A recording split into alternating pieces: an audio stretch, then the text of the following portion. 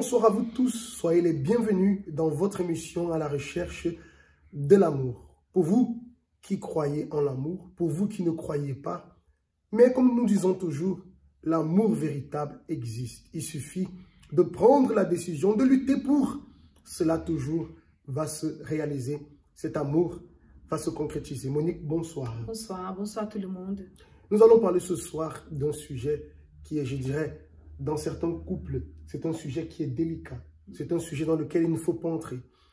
Et beaucoup ne savent pas comment gérer. Beaucoup ne savent pas comment se sortir de cette situation. D'ailleurs, c'est un domaine qu'ils évitent de parler. Parce que chaque fois qu'ils entrent en discussion dans ce cas-là, ça crée des disputes, ça crée des discussions, de la division, des fâcheries qui ne sont pas bons, bien sûr, pour la relation.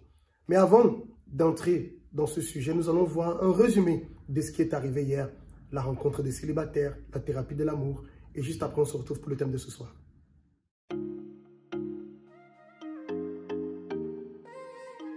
Que veulent tous les célibataires? Se marier. Mais de nombreuses personnes ne reçoivent pas cette réponse à leur prière. La parole de Dieu nous apprend que si nous ne recevons pas, c'est parce que nous demandons mal. Demander mal, c'est demander ce que nous voulons. Pour véritablement recevoir, il faut demander ce dont nous avons besoin et non ce que nous désirons. Lors de la thérapie de l'amour, nous avons appris à ne faire de rien ni personne notre trésor.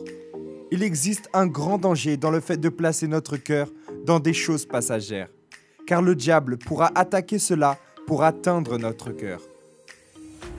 Notre cœur doit se placer dans ce qui est éternel et ne pourra jamais être atteint par le diable. Le salut.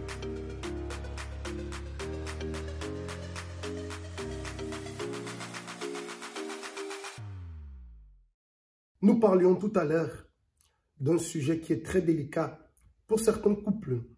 Quel est donc ce sujet qui parfois fait que les esprits s'échauffent, qui fait parfois que la relation même commence à prendre un coup? Quelle est donc cette chose? Quel est donc ce point? La famille. Monique, pour certaines personnes, pour certains couples, lorsqu'on parle à la famille, je dirais que c'est un sujet catastrophe. C'est parce que la personne, quand elle va créer, si je peux dire comme ça, sa deuxième famille, elle ne sait pas où placer la famille ancienne de là où elle est venue.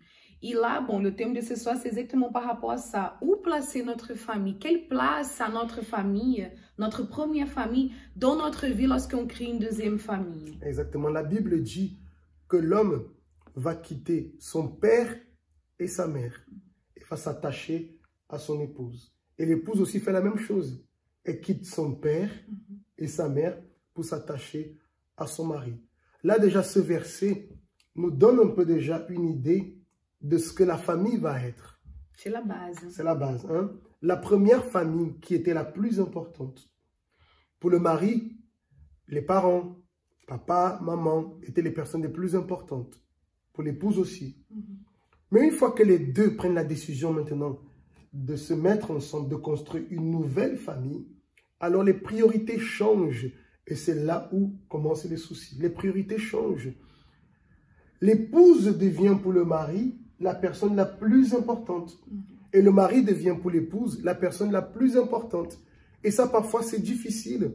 Parce que souvent, la personne a l'impression, ah mais non, mais j'abandonne mon papa et ma maman. J'abandonne, le mari dit, mais j'abandonne mon père et ma mère. Non, mais la Bible dit bien que l'homme va quitter son père et sa mère. Donc la femme aussi va quitter son père et sa mère. Pourquoi? Pour pouvoir se concentrer, s'attacher. Les deux vont faire quoi? Ils vont s'attacher. Si avant j'étais attaché à papa, à maman, maintenant je m'attache à mon épouse. Et vice versa. Pour que cette famille s'édifie, pour que cette famille avance et pour qu'elle ait du succès, il va falloir qu'il y ait cet attachement. Parce que si les deux se mettent ensemble, mais chacun continue toujours à être attaché dans ce premier lien à la première famille, alors il n'y aura pas de mariage. Ça ne veut pas dire que, bon, parce que je commence à créer ma deuxième famille maintenant avec mon mari ou avec mon épouse, que je vais oublier, je vais effacer la famille d'où je suis venue. Ce n'est pas ça.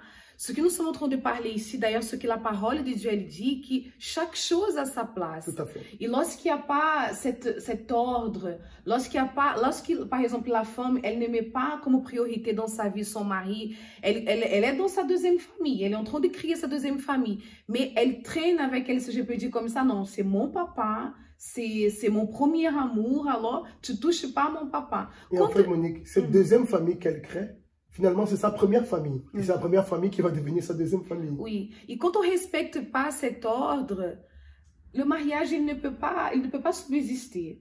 Parce que le mari, il ne devient pas la personne la plus importante.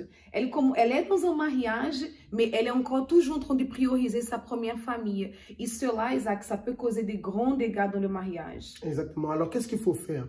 Tu disais tout à l'heure, il faut que chaque personne apprenne à mettre chaque chose à sa place. La femme doit comprendre que maintenant c'est son mari qui est sa première famille. Ça ne veut pas dire qu'elle coupe les liens avec ses parents, ses frères. Non, elle a toujours un lien avec eux. Mais c'est cette conscience. Quand tu manques cette conscience, souvent le mari, il met l'épouse de côté pour favoriser ses parents. Ce n'est pas bon. Si c'est un accord, il s'est mis en accord avec son épouse, écoute, il y a telle chose, telle situation pour les parents, l'épouse est d'accord, il n'y a pas de problème. Il a consulté son épouse, il a montré l'importance qu'elle a, vice-versa. Mais lorsqu'il met l'épouse de côté, ou lorsqu'elle met le mari de côté pour prioriser sa famille, alors il est en train de détruire cette famille qu'il est en train de construire. Donc ce qu'il faut, avec intelligence, c'est savoir mettre chaque chose à sa place. Les parents ne perdent pas et l'épouse ne perd pas. En fait, chacun va gagner, mais chacun à sa place. Oui. Et bon, les parents qui veulent le bonheur de sa fille ou de son enfant, il va travailler pour que ce couple il soit là solide entre les deux. Par exemple, il y a tellement de personnes qui, lorsqu'elles se marient, elles avaient toujours l'habitude d'aller demander l'avis de papa et maman pour ces décisions. Et au lieu de maintenant faire savoir tout d'abord son mari par rapport à ces décisions, elle continue encore à aller chercher papa et maman. Il laisse le mari de côté. Après, toute la famille passe devant. Papa, maman, je vais savoir aussi quelle est la vie de mes frères et sœurs. Après, je vais voir ce que mon mari il pense. Et c'est ça qu'on dit souvent. Il y a l'expression qui dit que le linge sale se lave en famille. Ça veut dire maintenant, c'est le mari qui devient. On n'a pas parlé de ça une fois. Le mari est conseiller de l'épouse et l'épouse est conseillère du mari. Donc cette habitude, elle doit couper cette habitude. On n'est pas en train de dire qu'elle ne peut pas avoir un conseil de sa famille, mais c'est avec son mari qu'elle doit décider. C'est avec l'épouse qui doit décider. Donc en résumé, c'est exactement cela. Comprendre que le mari est la personne la plus importante et l'épouse la personne la plus importante. Notre première famille, finalement, ça change de place. Elle devient notre deuxième famille. Elle a son importance. On ne peut pas la mépriser. L'épouse ne peut pas vouloir s'accaparer du mari et le couper de sa première famille. Et vice-versa, non. Les parents sont toujours là. Mais chacun a sa place. Le sujet est long. Il y a beaucoup de choses à dire. D'ailleurs, dans une des conférences de la thérapie de l'amour, on a parlé à ce sujet. Et on aimerait, si ce cas vous concerne vraiment, que vous puissiez nous écrire, nous contacter par le message, par le numéro WhatsApp qui est affiché. Envoyez un audio ou envoyez un écrit. Dans votre situation, plus en particulier, on va pouvoir vous répondre parce qu'il y a long à dire sur ce sujet. Mais pour résumer, Monique, chaque chose a sa place. C'est cette conscience et que le mari est le plus important, l'épouse est la plus importante. Après le reste, selon votre situation, on pourra vous aider. Alors, on va voir en ce moment, avant de conclure, l'expérience d'une personne qui participe des conférences de la thérapie de l'amour.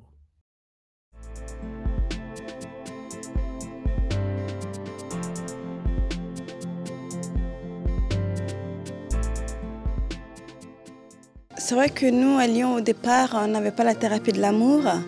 Et lorsque ce cours, parce que je prends ça comme un cours, lorsque ce cours est arrivé à Lyon, au départ, je n'avais pas vraiment pris ça à cœur. Je partais pour partir. Et au moment où j'ai vraiment pris conscience de l'importance de travailler dans mon intérieur, c'est là où j'ai commencé à avoir les résultats. C'est-à-dire qu'avant, j'étais une jeune femme complètement détruite de l'intérieur. Et au moment où j'ai commencé à dire, mon Dieu, je sais que je ne vais peut-être pas forcément me marier maintenant, mais je veux que tu travailles à l'intérieur de moi. Et c'est arrivé en même temps que le projet de 2020. Moi, je ne l'ai pas pris comme, je veux me marier forcément en 2020, mais je l'ai pris comme une opportunité de vraiment travailler à l'intérieur de moi, d'être cette femme que Dieu veut. Et j'ai réussi à surpasser beaucoup de choses, notamment par rapport aux abus, parce que j'ai été abusée dans le passé. Je ne savais pas forcément comment, après le pardon, comment gérer l'après-pardon, parce que c'est tout un travail. Après le pardon, comment m'accepter comme une femme, comment ne pas avoir peur de regarder l'homme, comment accepter l'homme. Et c'est un cours qui m'a énormément aidée, qui continue d'ailleurs à m'aider, parce que ce soir même, j'ai beaucoup appris. Hein. Parfois, on pense que... Enfin, il y a des paroles qui commencent à générer dans la tête et on ne le dit pas forcément, mais on la garde à l'intérieur de notre tête et ça reste et ça germe et ça porte de fruits. Et parfois on se demande mais pourquoi les choses bloquent encore, alors que parce que les paroles sont encore là. Et ce soir, j'ai appris qu'au contraire, quand elles arrivent, ces paroles, il faut dire non, c'est attaché, je ne suis plus là comme ça, je vais de l'avant. Voilà ce que j'ai appris et ce cours m'apporte beaucoup, énormément.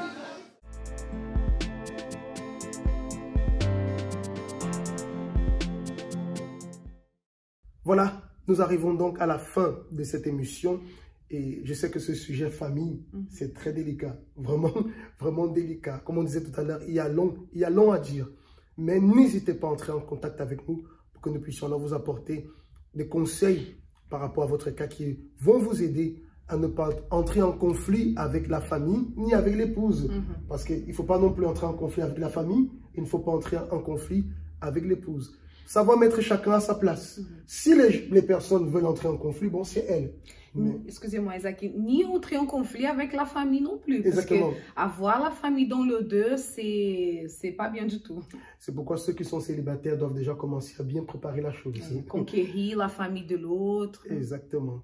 Et voilà. Donc, l'orientation a été donnée. N'hésitez pas à entrer en contact avec nous. Que Dieu vous bénisse. Passez une très bonne soirée. Soyez bénis.